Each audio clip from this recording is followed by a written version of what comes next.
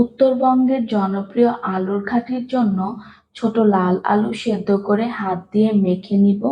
পরিষ্কার করা মাংসে দিব তেজপাতা, লবঙ্গ, এলাচ, দারচিনি, পেঁয়াজ কুচি, আদা রসুন, জিরা, ধনিয়া, চীনাবাদাম ও মরিচ বাটা, গোলমরিচ, গরম মশলা গুঁড়ো, তেল, লবণ ও হলুদ দিয়ে মেখে নিব।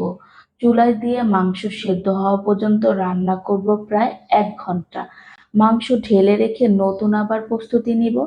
কড়াইতে তেল, পেঁয়াজ কুচি, কাঁচামরিচ ফালি, গোটা গরম মশলা, আদা রসুন, জিরা, মরিচ বাটা, সামান্য লবণ, হলুদ গুঁড়ো, পানি দিয়ে কষিয়ে নিব।